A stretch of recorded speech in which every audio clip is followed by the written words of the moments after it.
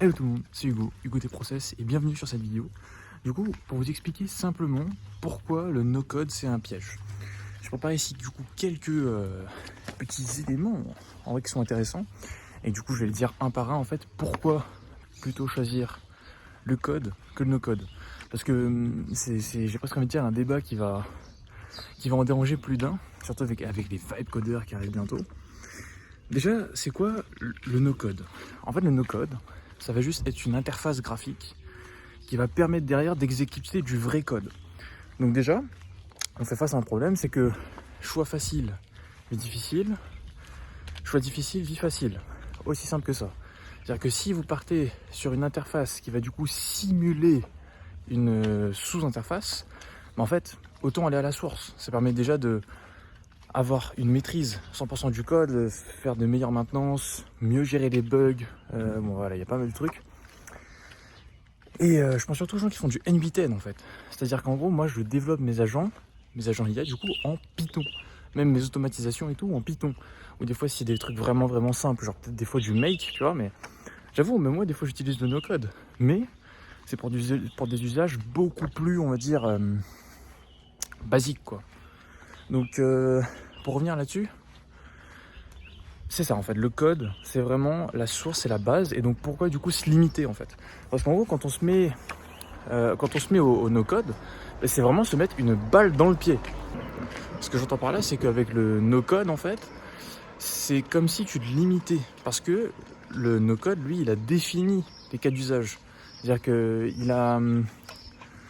Il a conditionné son interface pour faire en sorte que lorsqu'on utilise le no-code, on fait ce qu'il nous permet de faire, mais pas ce que l'on veut vraiment faire nous. Et donc c'est pour ça que des fois il y a des gens qui font des nœuds communautaires avec NB10, qui te font des schémas hyper complexes, parce qu'en fait, avec des fois le code en une ligne, ça pourrait être fait. Tandis que là on passe des fois 20, 30, 45 minutes à essayer de contourner ça, alors que franchement apprendre à coder ça aurait été plus simple.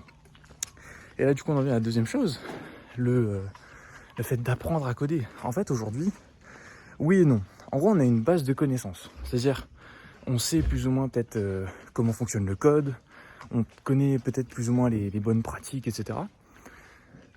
Mais en gros, c'est à partir de cette base-là qu'on pourra l'amplifier. Donc pour rappel, hein, l'IA, de toute façon, ça a trois principaux actifs, si je puis dire. C'est d'abord la conversion, faire en sorte qu'on puisse prendre quelque chose, par exemple dans un autre langage, et le convertir dans un autre. C'est l'amplification, le fait de prendre quelque chose qui fonctionne et du coup de le scaler, donc de pouvoir prendre un élément fonctionnel et de le rendre plus complexe, en fait, de l'agrandir. Et la troisième, c'est la personnalisation, faire en sorte qu'on puisse prendre quelque chose qui existe déjà et donc de le personnaliser grâce à l'IA. Et ce que j'entends par là, c'est que en fait l'IA elle est basée là-dessus, en fait elle est basée sur du code. Dans sa vie, elle a beaucoup plus été entraînée sur du HTML, CSS, JS, Python que sur des workflows NB10 ou Make quoi. Donc je vous reprends dans 2 secondes. Et donc par rapport à ça, en fait je vais donner vraiment des exemples concrets. Donc d'abord il y a la maintenance. Donc déjà le fait de maintenir un code, ça veut sous-entendre que on veut faire en sorte qu'il soit fiable en fait.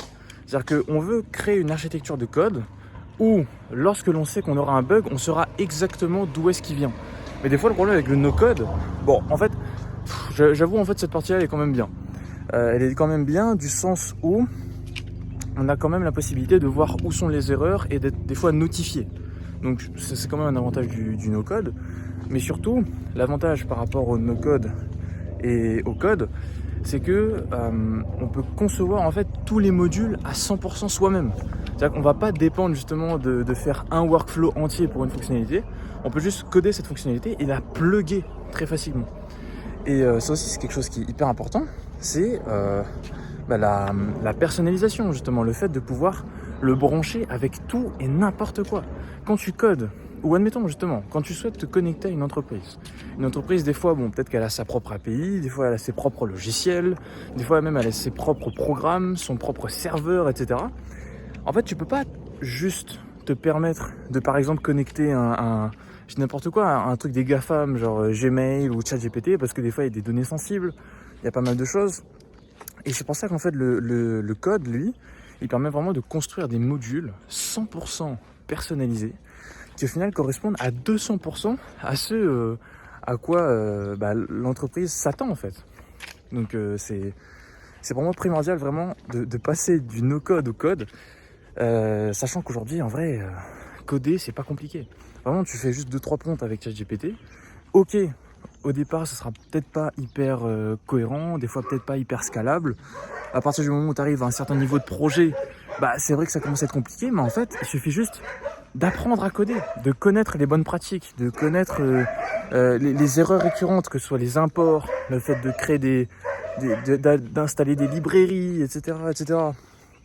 Donc bon, je m'éparpille. Bon, le logs des workflows, d'accord. Après, il y a le retard du no-code aussi. Franchement, parce qu'en gros, le no-code, c'est quoi? Comme je l'ai dit avant, le seul objectif du no-code, c'est d'avoir une interface graphique qui permet de simuler du code. Et donc, qu'est-ce qui se passe? Admettons le code en lui-même, par exemple dans une mise à jour dans X outils, ils ont ajouté par exemple le human loop. Tu vois, ça c'est typique d'N8N, le human loop. Et en fait, le human loop, grâce à LangChain, qui du coup est la base qu'utilise N8N, en fait, on peut le faire depuis très longtemps, l'human loop. En gros, c'est juste un moment, une intervention, une observation de la part du LLM. Il dit ouais, écoute, moi j'aurais besoin de ça comme info, donne-la moi et je continue le workflow, tu vois. Human loop. Enfin, et c'est ça le truc, c'est que le code, par exemple, LangChain, lui, va sortir une nouvelle fonctionnalité. Et en fait, le temps que N8N déjà découvre qu'il y a la nouvelle fonctionnalité et qui en plus l'implémente pour faire en sorte que ça soit fonctionnel avec tous les workflows actuels qui tournent sur N8N, ça prend du temps.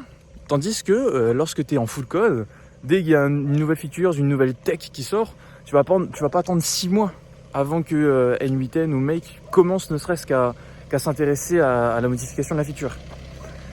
Donc voilà, franchement je pense que j'ai à peu près tout dit. Après il y a la latence aussi.